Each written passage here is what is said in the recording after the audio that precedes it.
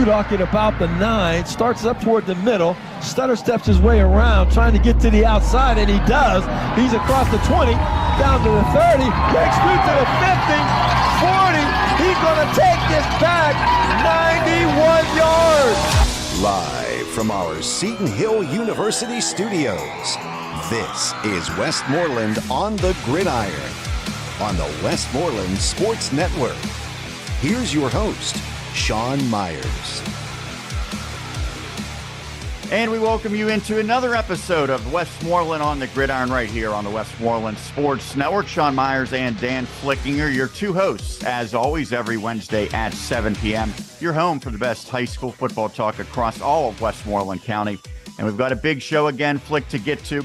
We'll run down all the scores from Week 6, as well as the top performers, the plays of the week segment that everyone always looks forward to, a couple of interviews, Jeannette head coach Thomas Paulone, his team riding high after a thrilling win, and our player of the week, Franklin Regional's Ayden Hudock, who continues an incredible senior season. We'll also look ahead at Week 7 of the regular season, just a few weeks left after this one, so you're starting to already get into playoff mode for many of these teams. But speaking of playoff mode, one of the biggest stories in my estimation was Franklin Regional and Norwin. This game, probably an elimination type of game. Whichever team won keeps their hopes alive. You drop a second game in conference, you're probably looking at a real long shot. It was Franklin Regional who came out on top, but what a thriller. 37-29, offense aplenty, massive big plays all over the field throughout the entire game. Really, if you like offense, this was the game for you, and I loved how it started. Kickoff return touchdown by Franklin Regional to open the game. Norwin's first play, 80-yard touchdown to get their immediate response, and that kind of set the tone. Yeah, Nicolette Peterson was producing the game for us, and she couldn't keep up with the scoring. I remember she sent a message and was like, holy crap, this is crazy here. What's going on? Talk about setting the tone. Ayden Hudock, man, anytime the ball is in his hands, he just makes something happen. That's what's so impressive about him. Like, he's not a running back. He's a receiver that, yeah, maybe he'll get a carry here or there, but or a lateral, exactly, like that happened a couple of weeks ago. But he gets a handful of touches a game, maybe 5 to 10, I guess, with kickoff returns and that kind of thing. And it seems like every time he gets the ball in his hands, it's a big play. Absolutely incredible game by him. And again, he sets the tone. But as you mentioned, Tristan Tavares hits Luke Denny for an 80-yard touchdown pass, and Norman does miss the extra point, but we're off and running. Franklin Regional is able to then kind of take advantage of Norman defensively a little bit and get some scores and go ahead. But the Knights made it certainly interesting in the end, with which they've done many times. I know Mike Brown said after the game, we got to stop starting poorly. I mean, I guess the initial start was good with the 80-yard touchdown pass, but after that, their offense went silent until they made a game out of it. If they can get a consistent good start offensively, I think that they can have some success. But Franklin Regional just, again, flexed its muscles. How about Chase Lemke, too? I mean, he just continues to get better and better and develop. I remember talking to him a couple of weeks ago about how difficult it was to start your first varsity game at quarterback against Thomas Jefferson. It can only go up from here, and it has for Chase. But defensively, Franklin Regional made some big interceptions, had some big sacks as well. So just a really good football game. And again, if you're Norwin, you get some better starts this year. Maybe some things are changed. But I think defensively is where Norwin really has had some issues, certainly against Penn Trafford and now against Franklin Regional. But just a good football game. Yeah, and they've got a guy who figures to be a defensive stopper in Pons, but even he struggled against Hudock in this game.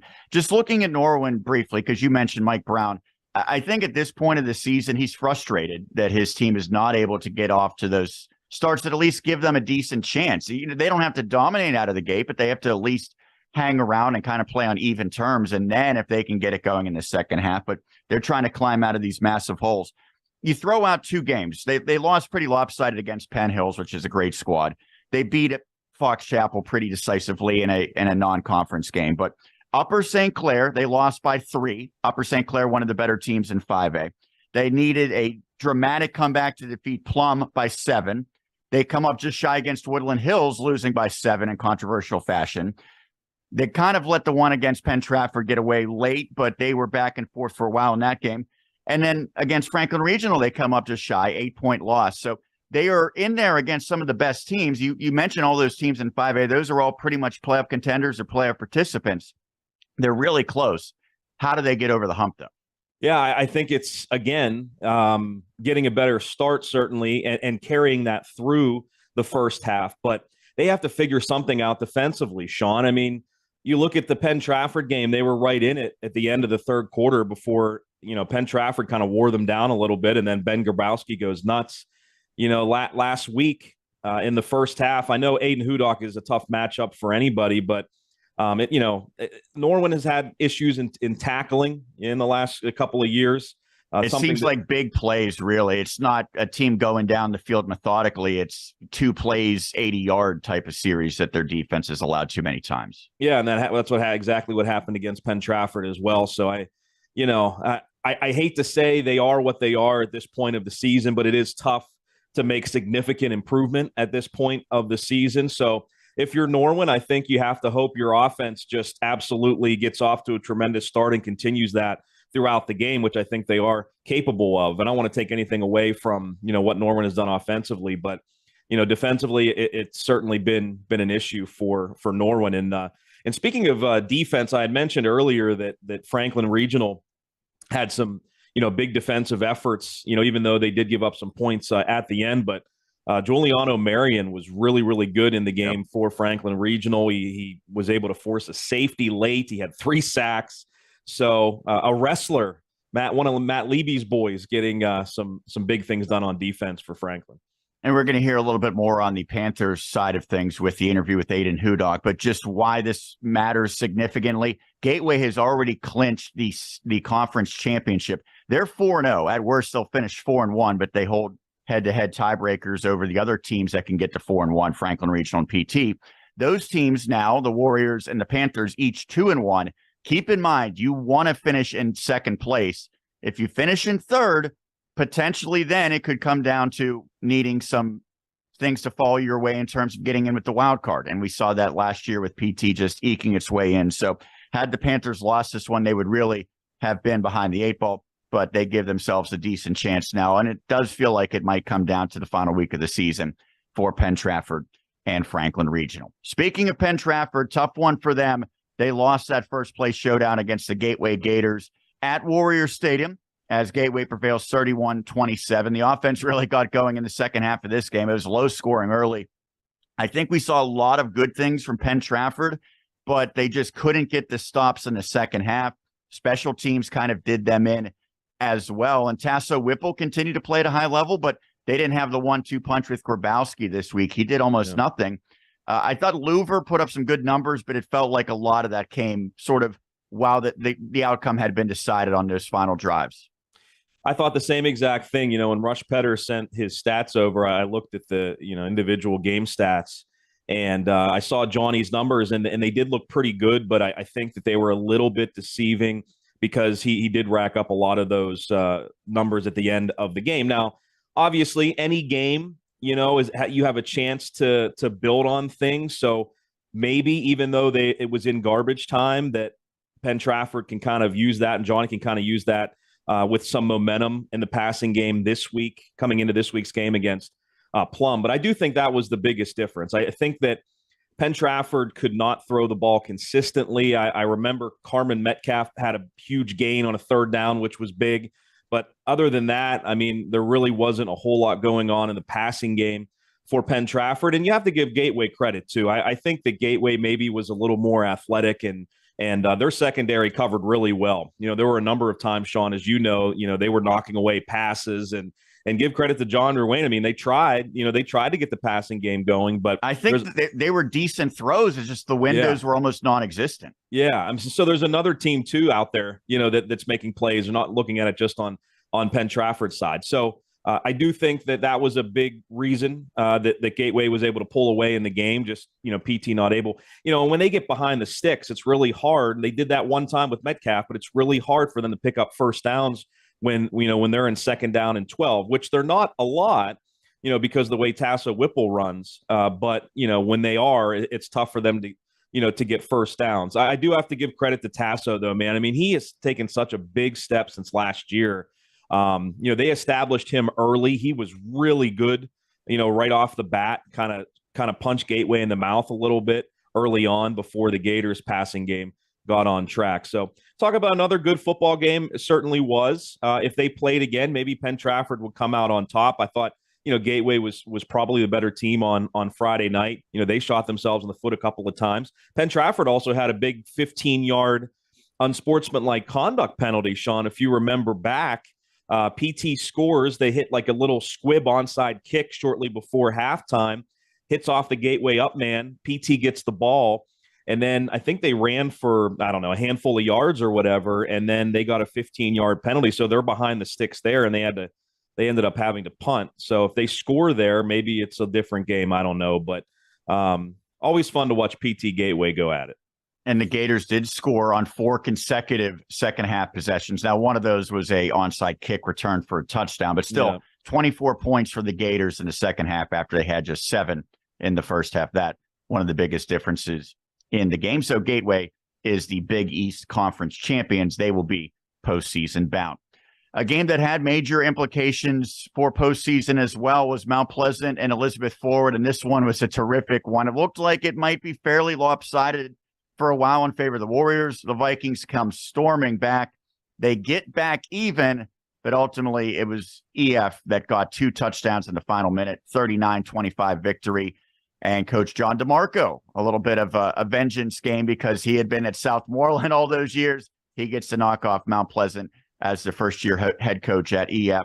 I think you love the resiliency for the Vikings, and the fact that they got back even was a major accomplishment. Unfortunately for them, they just couldn't stop the Warriors in the final minute. And so a terrific game, but it feels like a story we've seen before. Vikings are hanging around. They're right there until the wire against EF, but at least in recent years, have not been able to break through and get that win against the Warriors. Yeah, I was really surprised when I saw the score at the end of the third quarter, or well, not the end, but late in the third quarter was 22-3. And then I was shocked to see what was going on. Mount Pleasant tied the game in the fourth quarter. And I know Jason Fazika said after the game that he was, really happy with the way his team battled back and that kind of thing, especially playing without one of their top players in Jackson Hutter. Brody Hutter, his brother, ended up keying the comeback for Mount Pleasant. He had a couple of touchdowns, including a 75-yard run, and Cole Chatfield with a really nice touchdown pass to Dante Gianleonardo to tie the game at 25 in the fourth quarter. So that was certainly exciting, but much like I guess Norwin, you'd like to see a much better start for Mount Pleasant, and maybe that game is a little different. The very talented running back, Charlie Niggett for Elizabeth Forward, I mean, he had a good game, but I don't think he absolutely destroyed Mount Pleasant in the game. He probably not as much as what he did against Southmoreland. Exactly. I don't think he said he was the best player by far on the field in that game. Sure. I mean, he had over 100 yards rushing. Don't get me wrong, but when you compare what he's done in the past, to other teams, like you mentioned, Southmoreland, I don't know that he was a devastating factor by any means for EF in the game. But, like you mentioned, Mount Pleasant was right there in the end, but Elizabeth Forward gets the win. And, hopefully the Vikings can learn from that. Yeah, and you do wonder if they had Jackson Hutter available, maybe it's a different game because it was tied in the final minute of regulation, but EF getting those 2 touchdowns. They stay perfect at 7-0.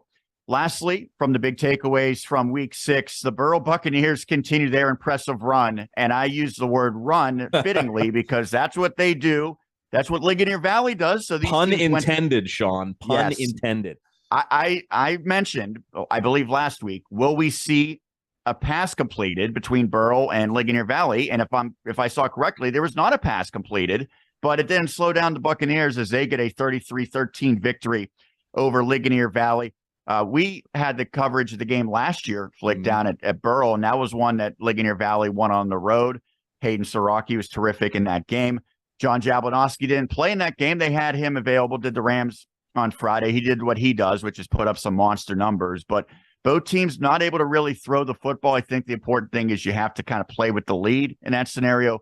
Burrow was able to get the lead and then put it away. And it's no surprise who did it. Devin Beatty, although Cooper Hornack had a big performance as well. He got a touchdown, came up with the turnover as well. I think that we're seeing that Burrell, especially when you think back to that win against Sarah Catholic, they're a team that maybe not Steel Valley level. Let's be honest. That's, a high bar, but they're not just going to be a playoff team. I think they're a team that maybe makes some noise in the playoffs. Yeah, and I think that win over Sarah Catholic a few weeks ago in terms of playoff positioning was massive for them.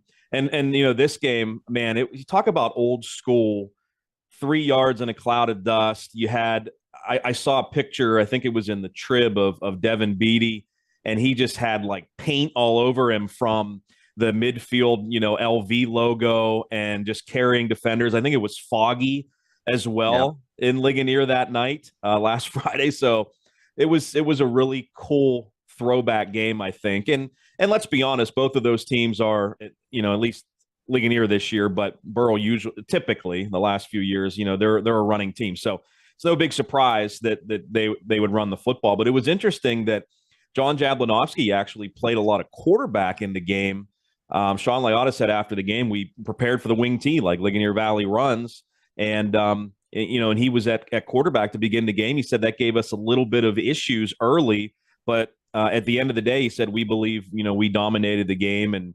And Devin Beatty, man, he's just the absolute workhorse. It's incredible. I'll knock on wood, Devin, but, he gets so many carries. He stays healthy and just continues to just grind for yards and try to grind Burrell to these victories.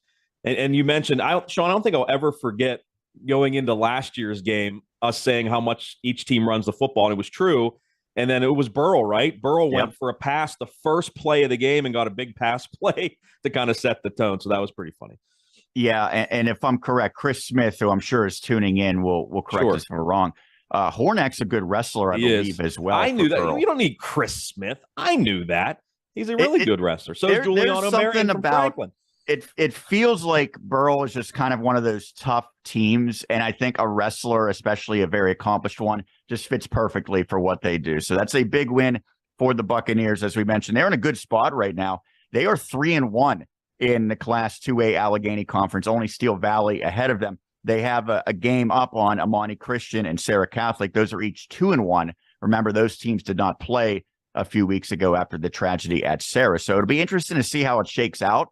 Because those two teams did not play the same number of games. But I think right now, Burrell, you take care of business. You got a real shot to get the number 2 spot in that conference. And with that comes a real advantage in terms of playoff seedings. Yeah, they're winning the games that they should win, right? I mean, you go up against Steel Valley, Amani Christian, those are going to be tough games, but they're winning the games they should win to position themselves for the playoffs. Absolutely.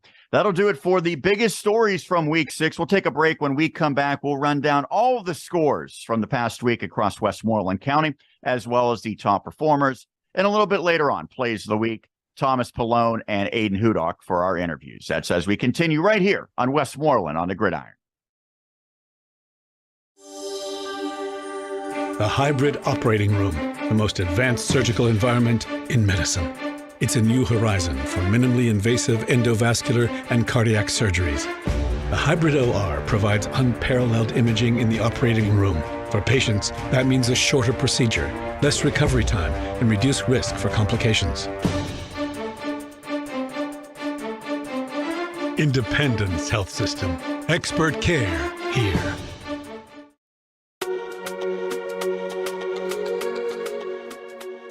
It's definitely very important, like for high school, because a lot of kids, get peer pressured into drinking and doing drugs. So like doing the events like in a school setting, I feel like definitely like try to prevent kids from like going to like parties and drinking and driving and doing drugs and being peer pressured. We just want to, talk about the dangers of the substance abuse in our community, and we want to help be a part of stopping that.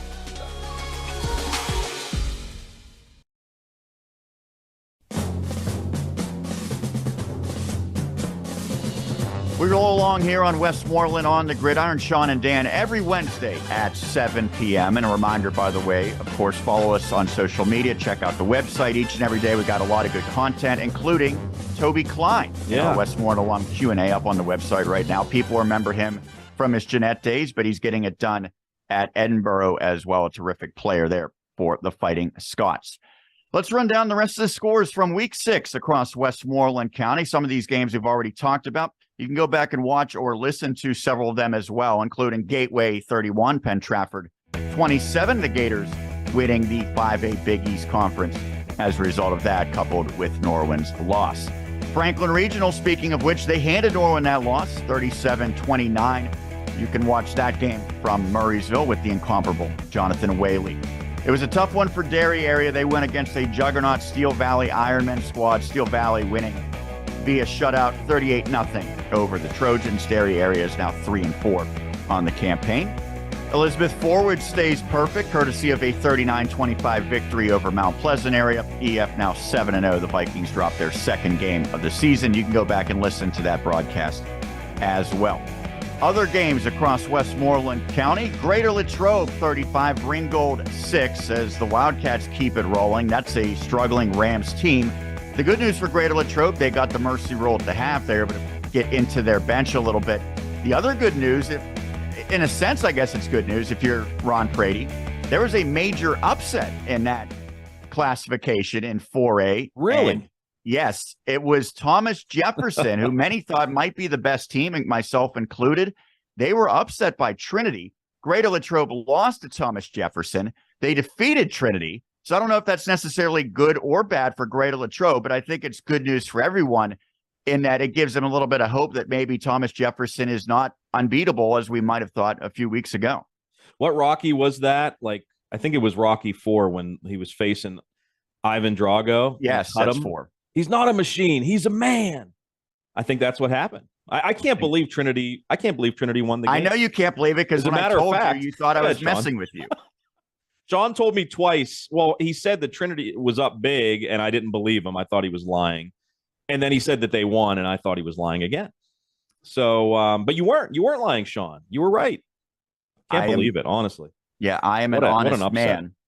So I mean, seriously, that's one of the biggest upsets in years, I would think, right? Yeah, and a lot of people said Pine Richland over Pittsburgh Central Catholic was the biggest. Pine Richland is a defending state champion. Yeah, they're a legit program. I mean, that was a big upset, don't get me wrong, Sure. But it wasn't like, I don't think it was massive, earth-shattering like this one. Yes, Trinity put itself on the map with that win. And so now the Big 7 conference, is it McKeesport's potentially to win? It's certainly a little topsy-turvy after that outcome, but Greater Latrobe sitting pretty as they took care of business. Mars also took care of business at the expense of Kiski area, 56-14 Fighting Planets over the Cavaliers. Bell Vernon area blows up against Greensburg-Salem, 53-7. The Leopards dominate that one. They did so through the air. Braden Locks with a massive performance, efficient and prolific, as he threw for nearly 350 yards. Record-setting victory. Most passing yards in an individual game for a Bell Vernon quarterback. It kind of almost feels, I know Matt Humbert won't say this, it almost feels like they can sort of pick what they want to do in any given game at this point, just to kind of work the kinks out, right? Yeah. Hey, let's throw for 350 yards this week. It's just it on looks the passing game this week. Yeah, it looks easy for them at times. I know it's not, but it certainly appears easy for the Leopards. It wasn't necessarily easy, but it was a relatively comfortable victory for Southmoreland, 42-20 against South Allegheny, as the Scotties go back above 500. They are now 4-3. We talked about Burrell's big win over Ligonier Valley, 33-13 in favor of the Buccaneers. Sarah Catholic looks like it's righted the ship recently as the Eagles knock off Yuck 40-12. Yuck had really been good defensively. They did not have an answer for the passing attack for the Eagles. However, Sarah Catholic has now won a couple in a row. Deer Lakes 39, Valley 6. Jeannette with a thrilling win, 37-31. We'll talk more with their head coach, Thomas Paulone, but what a big victory, Jeannette over Leechburg. And I know that was a game they were looking forward to even before the season started. Came down to the wire, Jeannette. We had a lot of games decided in the final couple minutes on Friday night. This another example of that. Yeah, Peyton Moulter gets the game-winning touchdown, and who else?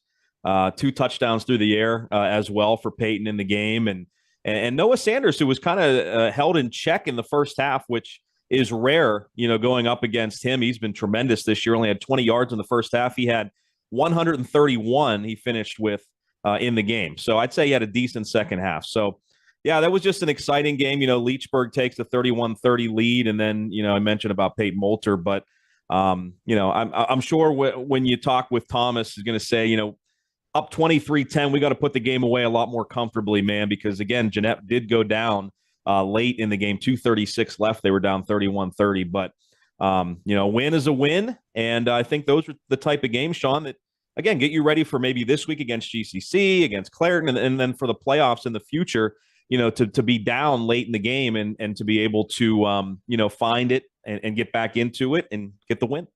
What's really interesting is the conference as a whole, a lot of teams can score.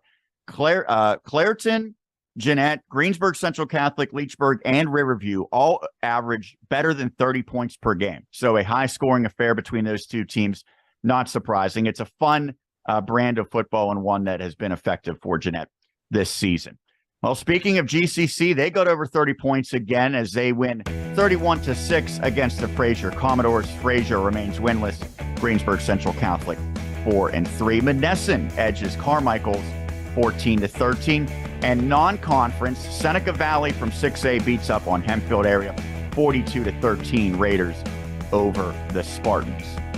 In the college slate of games, Seton Hill gets a big victory as they knock off Clarion, as the Griffins able to make some big special teams plays. You can go back and watch that. And if you want to go back, you want to hear the great play-by-play broadcast job by Dan Flickinger. No. You're already agreeing with my sentiment, right? No, I was rusty. No. I'll tell you what, man, it's tough when you don't do play-by-play for so long. All I do is hit buttons, and I'm just a robot. Just go like well, this. you were multitasking. Replays and stuff. Yeah, well, thank you. Give me an excuse. That's fine. Let's get an excuse to use. Yeah, I was doing a couple of different things, but, it was fun to get back into it. The game wasn't great. Almost looked like Steelers-Ravens, but, hey, Seton Hill will take the win on the road. PSAC opponent. They'll take it. Yeah, and again, it's the special teams. They get a 100-yard kickoff return by Taz Morris, and I believe that they got the go-ahead touchdown because they recovered a fumble on a punt return. Muff punt, yeah. Well, that's what I mean. It was kind of like the Steelers, although I guess the Ravens didn't quite take advantage of the muff punt by Gunner. But yeah, Clarion had 2 muff punts in the game, and Seton Hill turned it into 10 points. So yeah, I mean they were gifted, but you got to take advantage of those turnovers, and they were able to do so. Griffins now 2-4 on the season. St. Vincent did not have the same luck. The Bearcats shut out against Case Western Reserve 19-0 on Saturday. Look now at the top performers from week six, I should say. This is the top passer, rusher, and receiver in the entire district, the WPIAL, as we affectionately call it, as well as several notable performers from Westmoreland County. We talk about Sarah Catholic and their big passing performance. It was Quadir Stribling, their quarterback, who led the entire WPIAL on Friday night. He goes for 357 yards on 20 of 23 passing, guiding Sarah to the lopsided win. But not far behind was Braden Locks of Bell Vernon area. Flick mentioned a record-setting performance, 14 of 16, 337 yards for Locks. Tristan Tavares in a loss for Norwin. Not particularly efficient, 10 of 33, but a lot of chunk plays as he passes for 292 yards. Johnny Louver of Penn Trafford, 13 of 26 for 253. Chase Lemke of Franklin Regional, 8 of 19 passing for 247. And Peyton Moulter of Jeannette throws for 207 yards on 11 of 20. Ethan Verasco of Best Center, 437 yards on the ground to lead all rushers in the WPIAL. An incredible individual performance on the ground, far and away the leading rusher this past week. Devin Beatty, the top Westmoreland County rusher, 187 yards representing Burrell. The team he was playing, Ligonier Valley, had 180 from John Jablonowski. Tasso Whipple just 1 yard shy of that, 179 for Penn Trafford in the loss. Dejon Craiget of Southmoreland, 158. And Noah Sanders, a do-it-all player for Jeannette, goes for 131 on the ground. The top receiver in week 6 was New Brighton's Michael Vion. 9 receptions, 244 yards, as that is a big number set. Westmoreland County well represented, however. 5 different receivers go over 100 yards. Ayden Hudock for Franklin Regional, 5 for 168. Jackson Pons in that same game, 3 for 149. Ty Kepper of Southmoreland, 124 yards. Anthony Cruz of Bell Vernon area, 121 on 4 grabs. And then Luke Denny, 4 receptions for 102 yards. That'll do it for the top performers, as well as the comprehensive rundown of scores from Week 6. We'll take a break. When we come back, you got to stick around. Plays of the week upcoming next. And a little bit later, we're going to have a couple of really enjoyable interviews. Thomas Paulone, the head coach of Jeannette, and Ayden Hudock, Mr. Electricity of Franklin Regional. That's after this quick break right here on Westmoreland on the Gridiron. Hi, Westmoreland sports fans. This is Al Gallardo, financial advisor with Lincoln Investment and longtime Westmoreland County resident. Whether it's a traditional or Roth IRA, 403B or 457 plan, mutual funds, ETFs, stocks, or bonds, I can help you navigate the markets and assist you in achieving all of your goals. Call me at 724-309-8337 or email me at agallardo@lincolninvestment.com and we'll get started together. Good luck to all of the area's athletes and coaches this season. That's the power of Bowser. Yeah. Coach, building a championship team, I know for you, it's all about the details. The same goes with the Bowsers. No doubt about it. I mean, it's the tiny little details every single day, not forgetting about it the next day and maybe doing it the following day. I mean, I think details are everything. As Coach says, get your eyes right on the power of Bowser. The Bowser family is proud to have Coach Narduzzi as part of our team.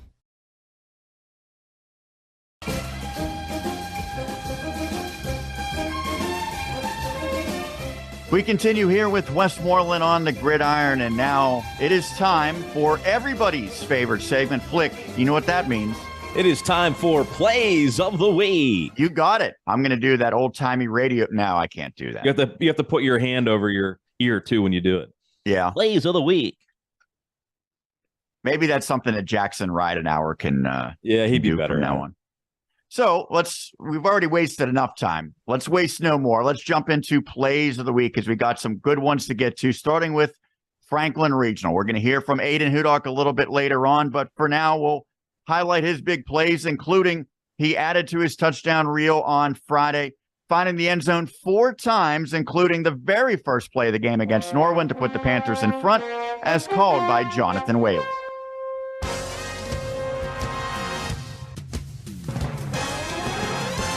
Will be number 95, Evan Pfeiffer, a junior. And he will kick a low one that will bounce and be picked up by Hudock at about the 9. Starts up toward the middle. Stutter steps his way around, trying to get to the outside, and he does.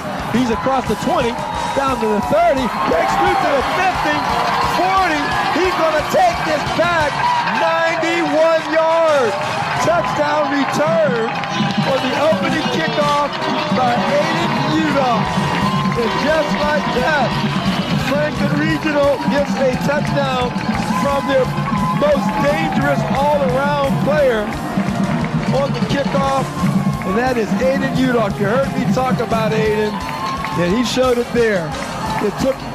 We're at the 11:42 mark of this first quarter on the opening kickoff of the game. 91-yard return. Well, Jonathan didn't go to the Mr. Electricity there, and I know we always joke around about how he calls him that. I mean, he really does give juice to Franklin Regional every time he touches the football. Again, 91, 92 yards, whatever that was, to lead off the game, and I have a feeling that won't be the first time he comes up with the last time he comes up with a big kick return this year for FR.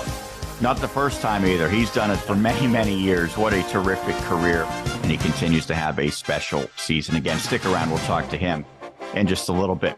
We continue Plays of the Week in that same game. It was the Knights who showed plenty of big playability in their own right, including a long touchdown connection from Tristan Tavares to Jackson Pons, which kept the outcome in doubt in the 4th in Murraysville, with JW once again setting the stage. Crowd reacting to something down there. I don't know if they're throwing things up. The cheerleaders are. Tavares looks over the middle. He's got a man. He breaks that tackle at the 40. Guess what?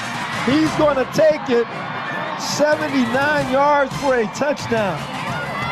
Tavares pass complete to number 2, Jackson Pons. Pons on a 79-yard touchdown catch and run by Pons. When he broke the tackle in midfield, there was nobody there for Franklin Regional, and Jackson just put it down in low gear and took it to the house.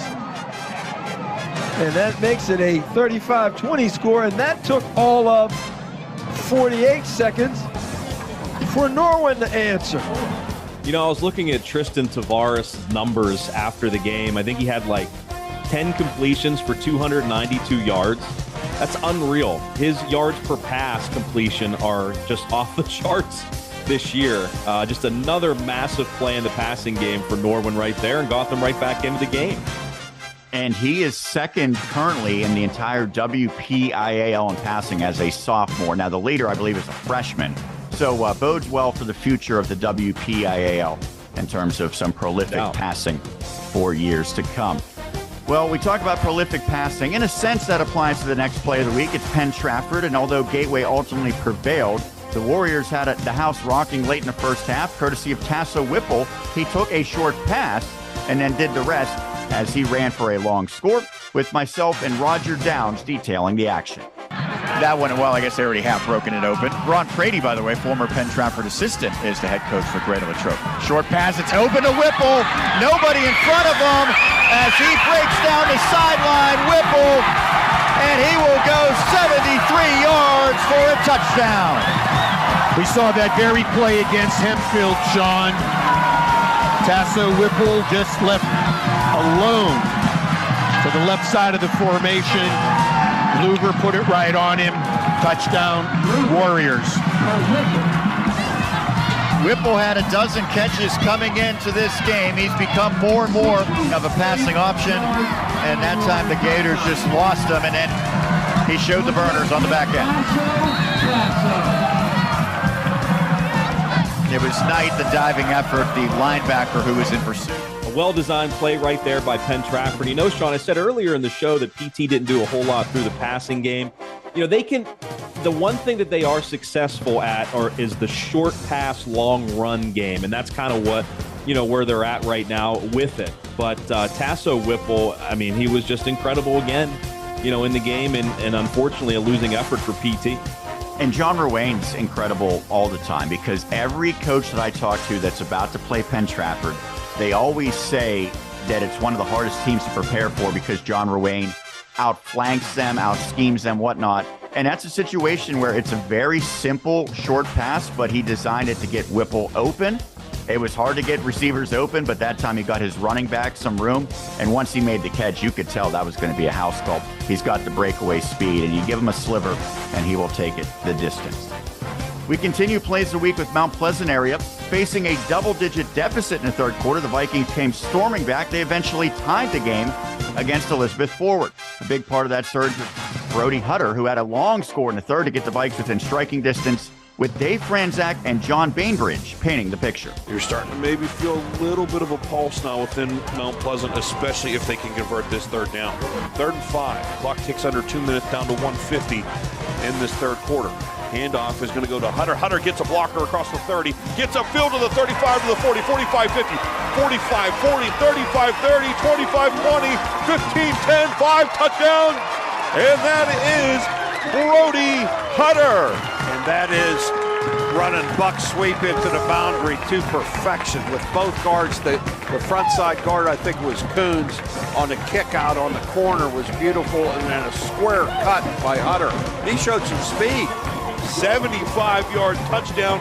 Big brother Jackson's not playing, so Brody takes it and will put his second score in 3 carries. Up on the board for Mount Pleasant. I knew, listen to Dave Franzak right there, baby. It was buck sweep. I could just tell, and John confirmed that for me now. He's great, man. He always has like the old school counter tray, throws those terms in there. But Mount Pleasant's an old school style team, even though they're a little more balanced with the passing attack. But hey, great to see Brody, as Dave Franzak said, stepping in a little bit there for Big Brother, having a big gain there, and again keeping Mount Pleasant in the game. And apparently Jackson was the biggest cheerleader on that long touchdown run for his little brother. We'll wrap up plays of the week collegiately with Seton Hill as the Griffins notch their second win of the season and the first in conference play, edging Clarion on Saturday. It was a Greensburg-Salem connection of years past. Once again, that was a big part of that. Hayden Teska and Cody Rubrecht hooked up to start the second quarter, which tied the game with Dan Flickinger and Roger Downs providing the audio. They'll be first and goal from the 10 now. Teska will play fake this time to McGriff. He's going to throw one here to the near side. It's caught for the touchdown. The Griffins from the 10-yard line. Cody Rubrecht, he laid it right into him. The former Gold Lion connection makes it 7-6.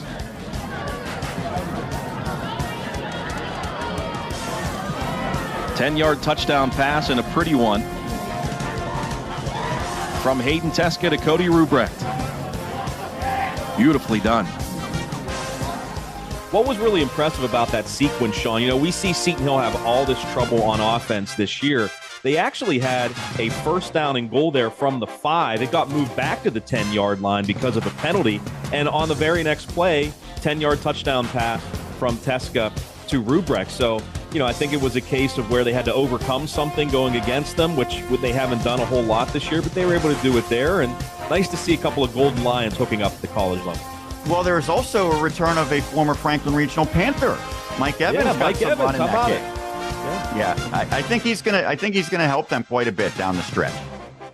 That will do it for plays of the week. But when we come back, I will talk to Thomas Paulone, the head coach of the Jeannette Jayhawks. They are riding high. It's almost starting to feel like the Jeannette of old has returned after their thrilling victory, but they got another big game ahead against GCC. We'll talk about that and more. Thomas Paulone, our guest next, right here on Westmoreland on the Gridiron.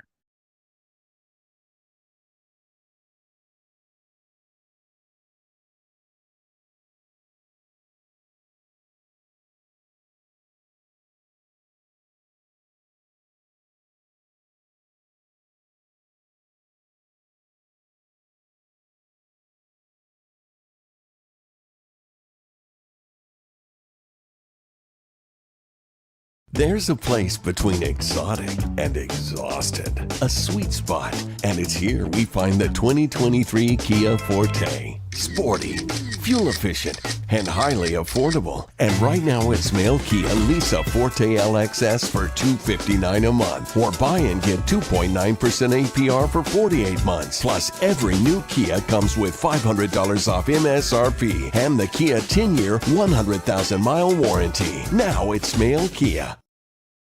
At D'Annunzio's, our menu is extensive with an abundance of selections. The next best thing to being at one of our 3 locations is having our frozen food and jarred sauce in your own home. For our frozen food selections, we have wedding soup, pasta fagioli, lasagna, stuffed cheese rigatoni, ricotta cavatelli, and potato gnocchi. Our jarred sauces include the original, smooth, marinara, and tomato cream. These products can all be found at our restaurants or your local grocer.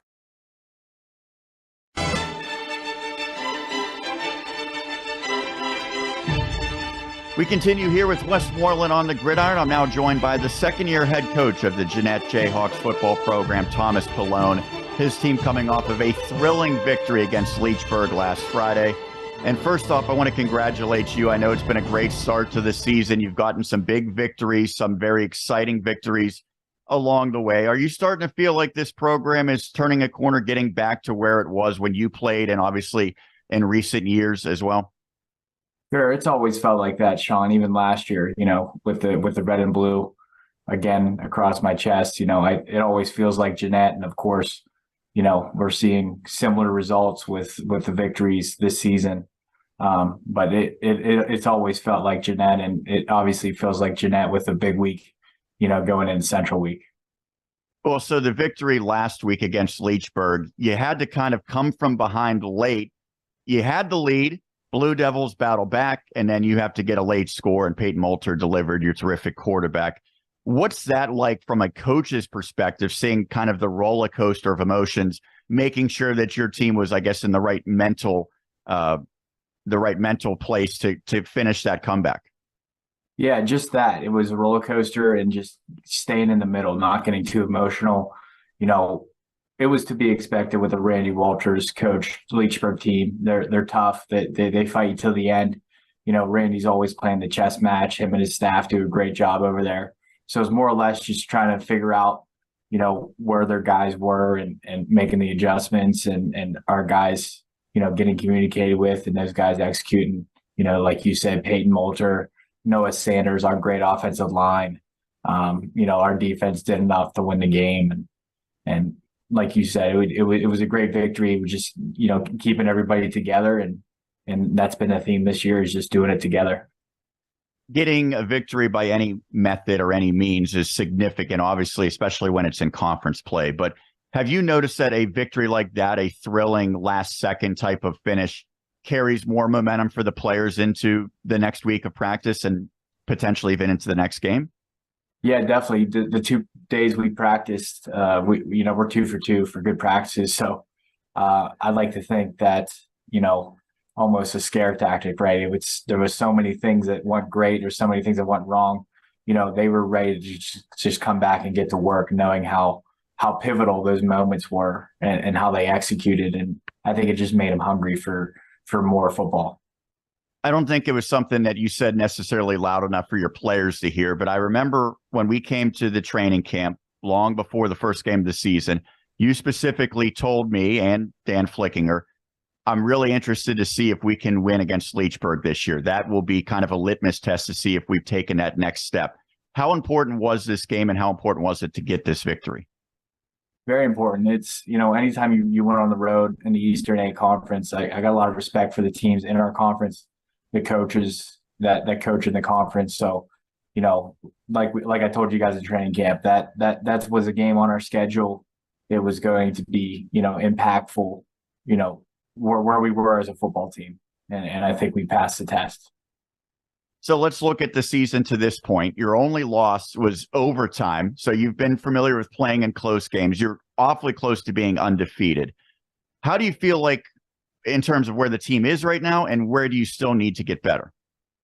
Sure. Just playing every day, every practice, great teams get better as the season goes on. And I think we're starting to understand that with the way we are practicing, the way we're preparing as a staff, the way we communicate that with the players and the players communicate with us on game plan specifics. So, as a team where we're at right now, obviously we're very, we're pleased with being 6-1.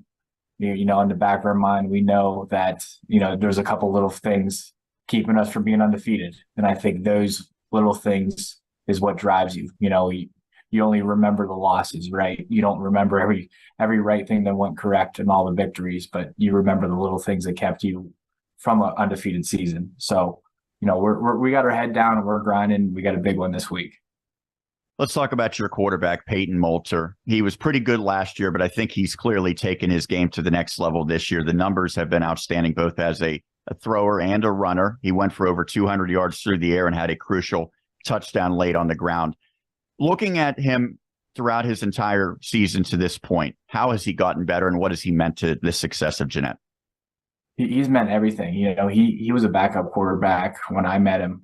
He kind of wasn't unfamiliar with the quarterback role. And I think, our offense is really predicated around his abilities and his abilities are very vast. He can run, he can throw. He's quite the student of the game. I worry about putting too much on his plate, but I haven't reached his limit yet. I mean, he's an intellect. I can't say enough great things about Peyton and who he is as a person and as well as a player now. His success is the team's success, and he's a great leader, and he's our captain. He's obviously the conductor of the orchestra, if you will, but he does a good job of getting the ball out to some explosive playmakers who can take it to the house every time they touch the ball. Obviously, Noah Sanders is one of those players. Kamani Brown has emerged this year as one of those players as well. And I think back 2 or 3 straight weeks, it felt like you scored on your first offensive play in the game, just getting one of those guys involved. Their ability to be a home run threat every time they touch it seems like is a major factor in the success as well. How have they taken this offense to the next level? Yeah, you hit it right on the head. They're playmakers. We want to get them the ball. Peyton wants to get them the ball. there's scripted touches for both of those guys, and Peyton drills when we get to the play call, right? But there's a cast of characters that support them. The downfield blocking with the other receivers, the offensive line getting Peyton time. It's really a team effort. But yeah, those two are special, and I'm looking forward to seeing what Kamari can do. The remaining 2 years we have them. Well, you touched on the other guys who contribute. Obviously, it takes 11 on any side of the football to have success. Who are some guys who have been a little bit under the radar that maybe aren't putting up the eye-popping statistics, but are just as crucial in your team's success? Sure, our offensive line: Gavin Holmeyer, Jesse McCurdy, Wyatt Schaefer, Carmine Dianantis, Nick Stuchel. They are unsung heroes. I think we have 1,300 yards rushing through 7 games, and those guys been grinding all the way. Our 2 tight ends mean a lot to us. We've been in a lot 2 tight end sets. Noah Sunder and Jeremiah Williamson. They're as much responsible as for those rushing yards as our offensive line, and they do a great job with keeping everybody at bay with our play action game. And I can't say enough about just everybody that contributes on our team. There's only 23 of us, 26 of us some days dressed, and everybody contributes in some way in the practices and getting ready to play football on Friday nights. We talk about the numbers. I want to touch on that momentarily, but seems like this team has improved from a year ago. A lot of the players that we've highlighted, they've also improved from a year ago. Now, in your second year as the head coach, how have you improved? Sure. Just with the communication with the staff, I think we're a lot more organized in year 2 with, making sure that, things are communicated from a practice standpoint. I script practice every day, and I try to get it out the night before, if not the morning of practice, so that the assistants know what's the point of emphasis in getting on the schedule. And really, this is year 2. I mean, we learned a lot, in our systems last year. We changed our defense a little bit around this year with the defensive staff going to more of a 4-4 look. But, just those experiences, Sean, playing last year, playing in the playoffs, and, getting those lessons learned in defeats and victories, with what works and how you can communicate with players, and especially in this day and age. So all those experiences, added up, with, just being better. I'm a lifelong learner. I'm always learning, daily from my mentors, and I'm bouncing ideas off coaches and our staff. So, I'm still growing as a person and a coach. I'm not afraid to say it.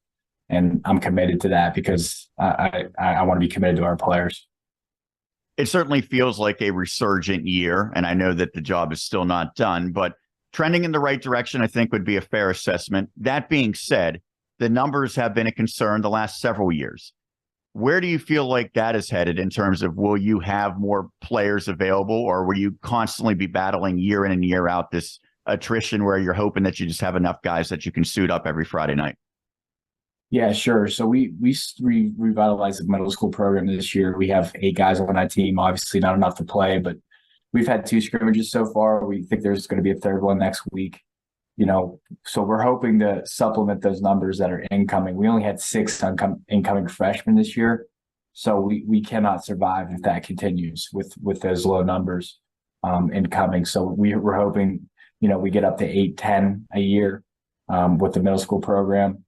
But, it is a concern, right?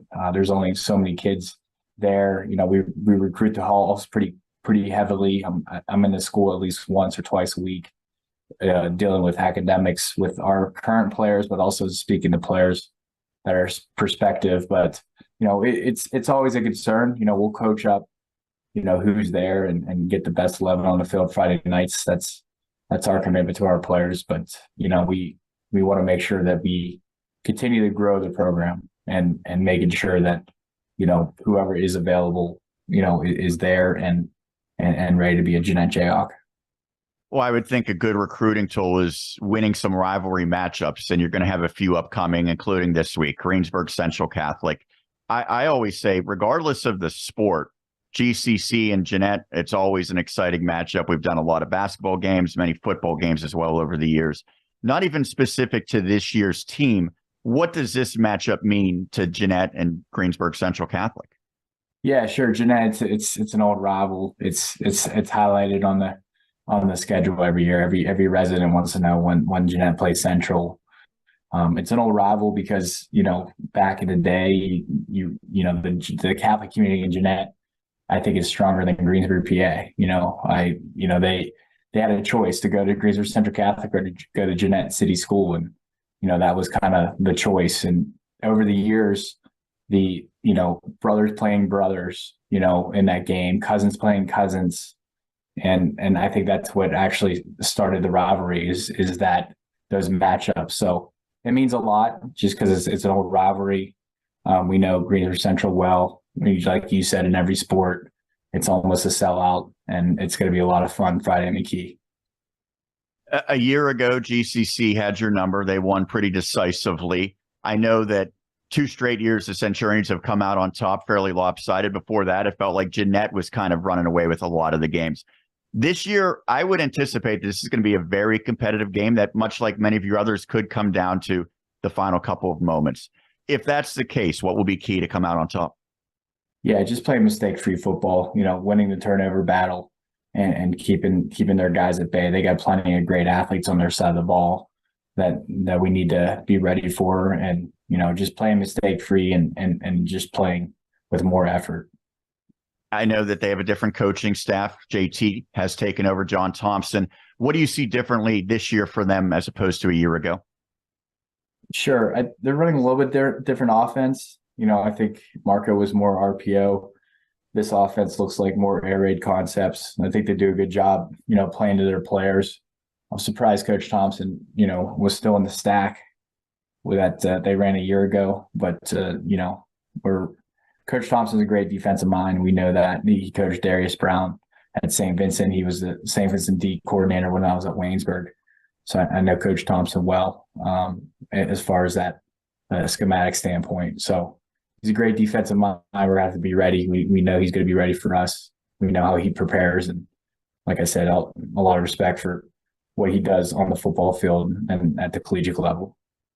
Do you have any good memories of your playing career against GCC? Some of the best, Sean. 7-2 in the mud. They were number 1 team in the state. I was an underclassman, but just to be a part of that group of seniors, and Coach Ray Ritz and Roy Hall was on that staff, and I think Rankin came a year later. But Jim Ward was on that staff. Just great coaches that coached me as an underclassman, and to beat them again in Heinz Field twice in the same year. I think that was a great year memory for us. And really, like, the opposite of that, like my senior year, Greensburg Central Catholic was state runner-up. It took 2nd in our conference, maybe even 3rd. Like, that's how competitive our conference was that year. And it was so much fun as a senior to play in that conference. Week in, week out, there was great matchups, and to play people like Trent Hurley and David Miller, who went on to do great things at the collegiate level. In a losing effort, but just a lot of respect for those guys and playing in big games against top talent. That's what this game's always been about. There's always been a couple Division I players on each side. We'll see this year how that plays out with the talent on each side, but usually is, top talent on each side. And in those days it was Division I, with Nick's UK, and I can go on and on, Sean, but there was always great matchups and great memories from a playing standpoint. Well, from over a decade ago, your memories, I'm sure now for these young men, they will be making memories on Friday night that they're going to remember decades in the future. Thomas, thank you so much for doing this. We appreciate the time. I know you said you're basically not going to sleep this week, but I still appreciate you setting a little bit of time aside to talk. Yeah, not grounding like you, Sean. I always appreciate what you guys do. That's Thomas Paulone, head coach of Jeannette. We'll take a break and continue with more right here on Westmoreland on the Gridiron. Play It Again Sports in Greensburg is your locally owned and operated sporting goods store. We set ourselves apart by offering a wide variety of both new and used equipment at competitive prices. Located in the Greengate East Plaza, below Walmart, Play It Again Sports' knowledgeable staff will help you and your family prepare for every athletic season. Whether you're looking to buy, sell, or trade, we are here as your one-stop shop. At Play It Again Sports in Greensburg, everybody plays.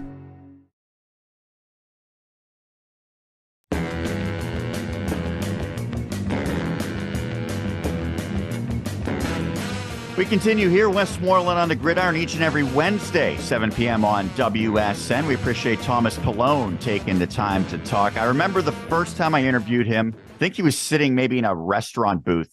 I always remember enjoy. that, yeah. Is that right? Yeah. Maybe I always he was in enjoy talking D'Annunzio's. to I him. don't know, but Yeah. And I love that, when we went to show us if we've really taken a step from last year, they still have more to prove. No doubt they'll get that opportunity beginning this Friday. But from where they were 2 years ago to where they are now, he deserves a lot of credit. And I think the players who have decided to kind of stick through the lean years and now are seeing the rewards of it on the other side deserve some credit as well. So we appreciate him.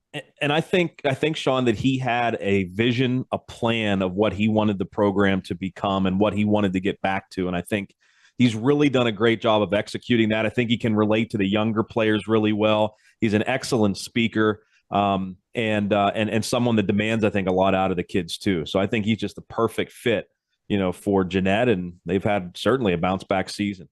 Absolutely. So we appreciate him taking the time. I know that he's basically not sleeping this week in preparation of GCC. Hopefully, Ayden Hudock's getting plenty of sleep. He deserves it after the performance that he had on Friday night. We're going to hear from him in just a matter of moments because he was selected as our player of the week, Dan. Barely. I mean, this was probably the closest voting for a first and second place and player of the week that we've ever had. We've been doing this maybe 3 or 4 years in terms of the fan vote, I should say. I mean, it was razor close between Ayden Hudock and Braden Locks. Congratulations to both of those guys for terrific weeks. We talked about Ayden's just penchant for making those big plays, 3 touchdowns through the air, plus a kickoff return mentioned, to begin the game. But Braden Locks broke a Bell Vernon record, most passing yards in a game by a BVA quarterback. He went 14 of 16 for 337 yards and 3 touchdowns.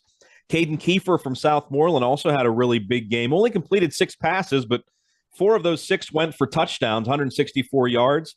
And Noah Sanders, who continues to run with one arm because of an injury, rushed 19 times for 131 yards and a touchdown, plus caught a touchdown pass.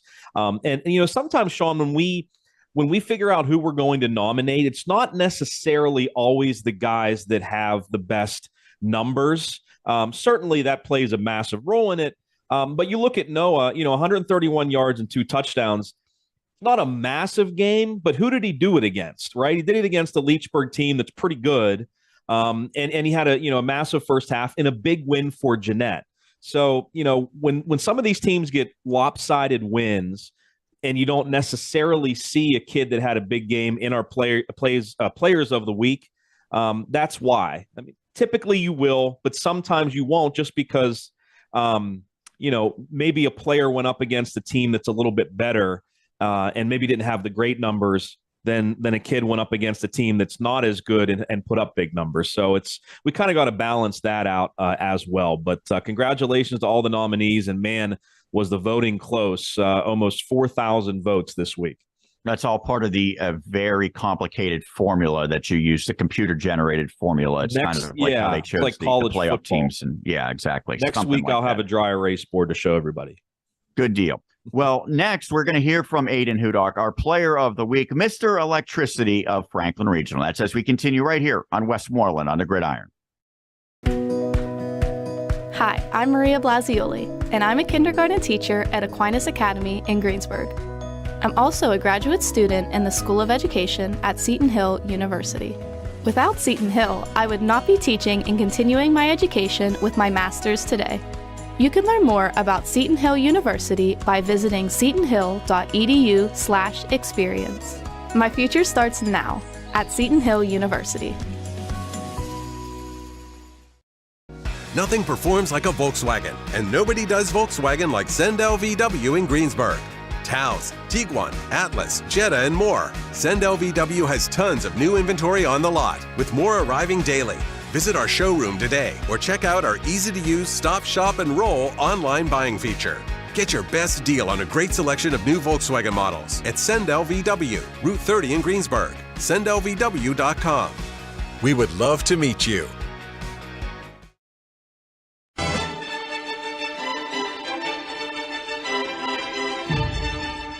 And we continue on Westmoreland on the Gridiron, and it is time to congratulate and be joined by our Week 6 Westmoreland Sports Network Player of the Week.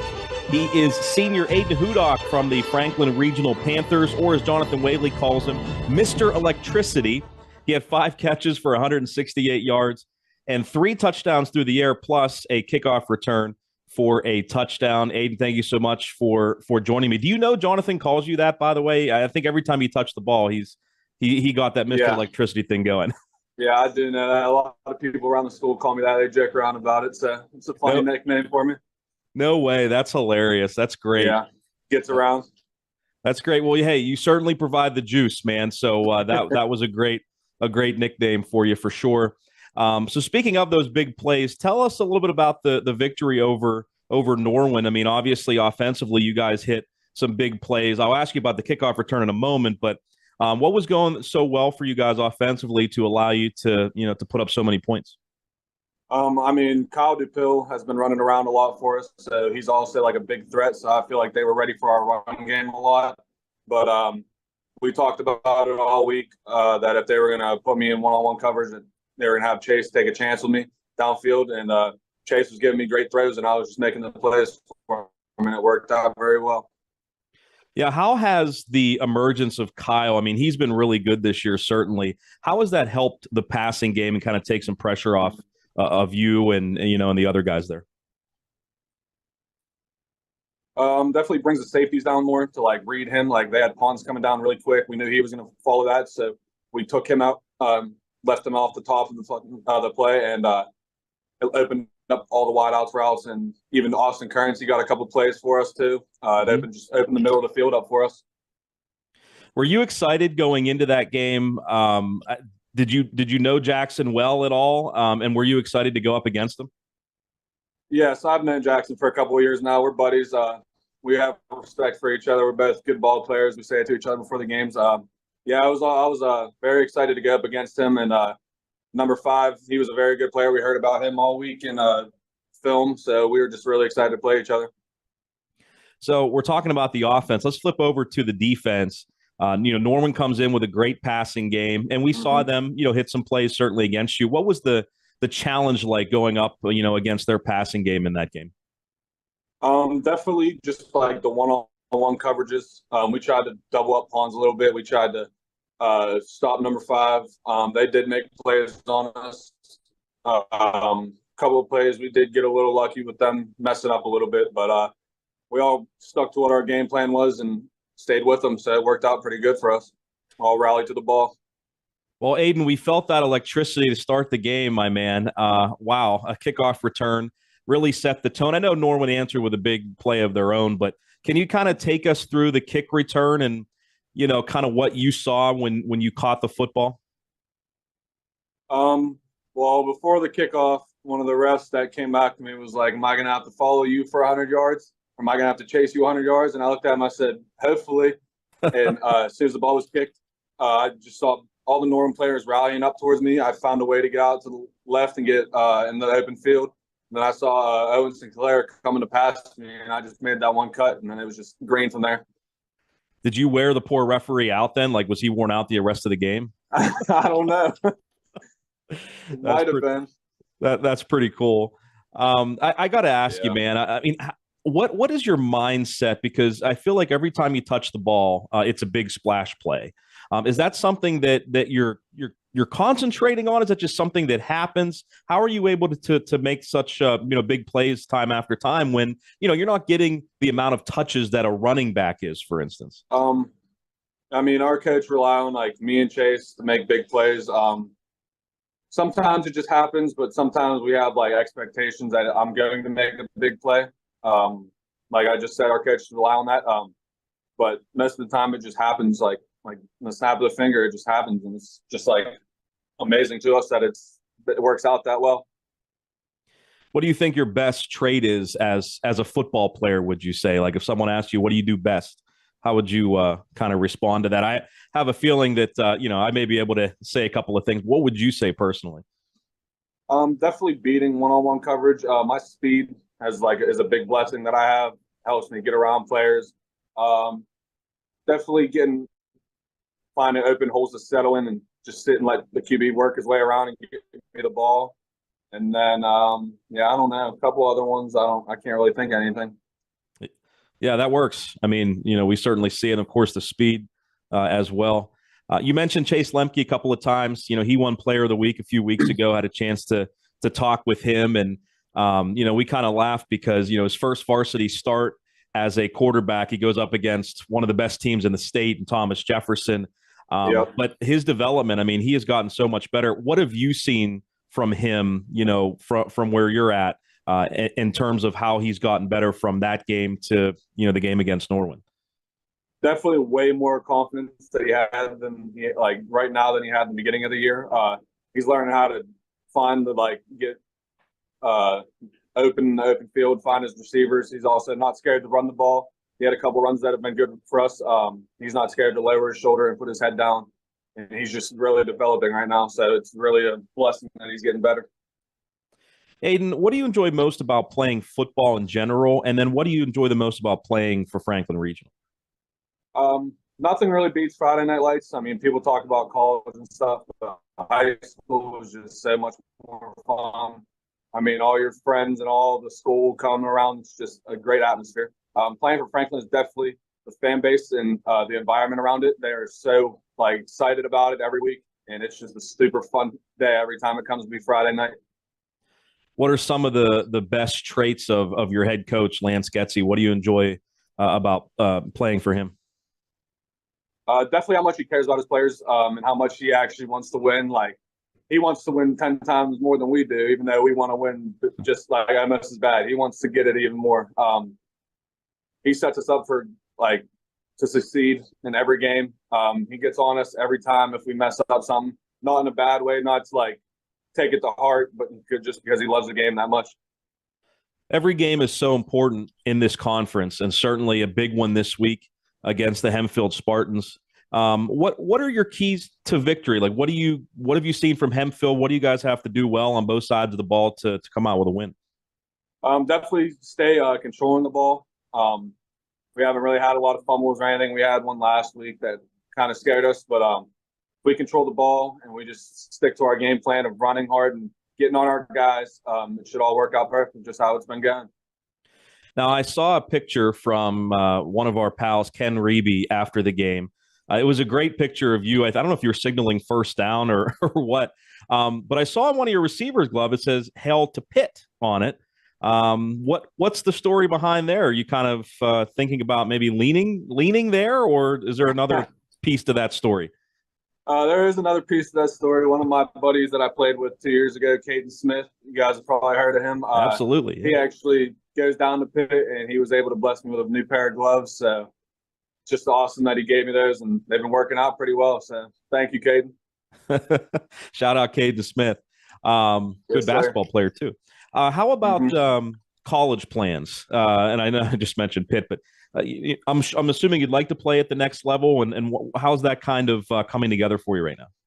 I mean, my coaches are helping me out a lot with sending my film out and talking to other people, bringing them into the school to talk to me. Like last year, we talked to Kentucky, we talked to Dayton, we talked to a couple other schools. It's going pretty well. We got Twitter going.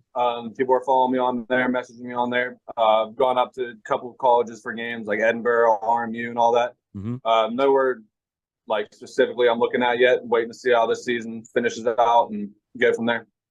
Ayden, keep doing your thing, man, and you'll land at a good school. I will. Absolutely. Congratulations, and good luck on Friday against Hempfield. Thank you. That is Ayden Hudock, our Week 6 Westmoreland Sports Network Player of the Week. Coming back after this, we will preview that game and all the games in Week 7 action right here on Westmoreland on the Gridiron. Hey, that was awesome, bro. I appreciate it. Yeah, thank you. East Suburban Sports Medicine Center, Western Pennsylvania's #1 physical therapy practice since 1984, is always offering same-day or next-day appointments for all new patients. With 8 convenient locations and extensive therapy services, ESSMC offers the best care anywhere, hands down. Call 412-856-8060 or visit ESSMC.com to schedule today. ESSMC Physical Therapy, your decision. Your next golf adventure awaits at Manor Valley Golf Course in Export. Manor Valley offers 18 scenic holes over gentle sloping fairways and the purest putting surfaces around. Manor Valley Golf Course in Export is the perfect place to host your next golf outing, banquet party, or shower. Manor Valley also offers league play and great membership rates. Tee times available. Call 724-744-4242. Visit ManorValleyGC.com.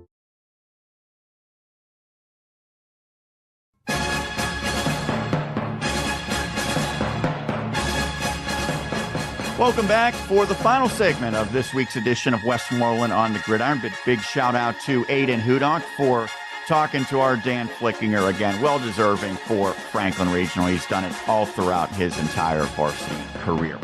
Well, Flick, let's waste no more time. We'll begin with our Week 7 preview with Ayden Hudock and Franklin Regional because they have a Westmoreland County clash heading to Greensburg or Hempfield Township. They will play against the Spartans.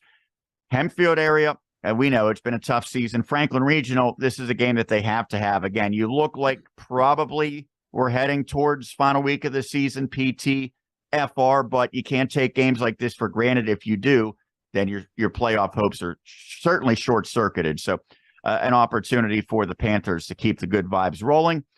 For Penn Trafford, an opportunity to bounce back at Plum. That's a Mustangs team that's been pretty competitive. Remember, they came down to the wire against Norwin. The Mustangs have a solid program. They've got a good head coach in Matt Morgan. So John Ruane knows that will be a challenge as they head on the relatively short trek to Plum High School. This one could be a big one. Connellsville at Greater Latrobe. The Falcons, much improved from a few years ago. They've got some playmakers on offense. Giles, their running back. Piasecki, their quarterback. They could put up some big numbers. They've done it, including against Hempfield area earlier this season. Wildcats, I didn't crunch the numbers yet, but I think if they win that they're in the playoffs. So Ron Prady, I said, do you get in with the victory? He said, I don't know. I'm going to let you figure out stuff like that. We don't care about that. We just need to take care of business. But a big game for the Wildcats. And if they do take care of business, certainly you can pretty safely say postseason bound, which would be a big accomplishment for them. Kiski area at Highlands. We also have Bell Vernon area at Mount Pleasant. That is a game where the Leopards are clearly going to be favored. I think the thing to watch, and if you're a Vikings fan, don't get angry at me for saying this, can the Vikings hang around? I don't think that they're going to win the game. Now, no one thought Trinity was going to beat Thomas Jefferson, so it could happen.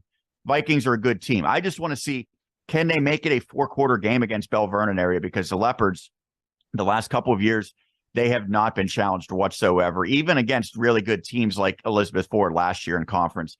We'll see if that changes on Friday, but you hope that the Vikings have all players at their disposal. They'll need them against Matt Humbert's squad. Yeah, I think, and they're going to have to break some big plays. That's going to be massive for them. It's just tough, man. And you mentioned hang around. I would hope that no Mount Pleasant fan would be upset about that because, again, you're saying that not because of Mount Pleasant, because of how good Bell Vernon is, unless you're, the cream of the crop, like a Thomas Jefferson, a McKeesport, those really high level elite teams this year. If you're any other team, you're hoping just to stick around, against a Bell Vernon team that's just so good. So hopefully for the Vikings, they're able to do that. And you mentioned Thomas Jefferson and McKeesport. They both play in 4A, so they were playing down theoretically to go against Bell Vernon area. Right. By the way, we talk about Hutter being out for the Vikings the last couple of weeks. Jake Jetico has been conspicuous by his absence for Bell Vernon area, but certainly they've been able to make do in his absence once they began conference play. And I believe Hudock, I think, got hurt as well in that game. One of the linemen for Mount Pleasant. I think he got hurt early in the game. Colby, yep. Yeah. Didn't we talk with him on our? Yes, we did. Our training camp previews, which you can still watch on YouTube, by the way. Yeah, we get great numbers on those, by the way. Go back and check them all out. That's a notable absence as well, because we know Jason Fazika said last week it all starts up front. He takes pride in that unit. So if they're down a key component like that, it's going to make it even more difficult against a suffocating defense from the Leopards. Another game in that conference, the Interstate Conference in 3A. It's a Westmoreland County clash. Southmoreland at Greensburg-Salem. Golden Lions having a rough go of it. They're just trying to get something going on both sides of the football. Southmoreland certainly has it going on offense. They've got the three-headed monster that we've talked about quite a bit this season. Shadyside Academy at Valley. It is worth noting that the Bulldogs had to forfeit a game last week. They had kind of an illness go through the team, so hopefully they're able to get back out there and play at 100% against the Vikings. Burrow at Steel Valley. We mentioned the Buccaneers have been impressive. Well, we'll see how good they are against the cream of the crop, as the Ironmen have absolutely been dominating play in recent weeks. Darren Barksdale is a special one for Steel Valley. Amani Christian at Dairy Area.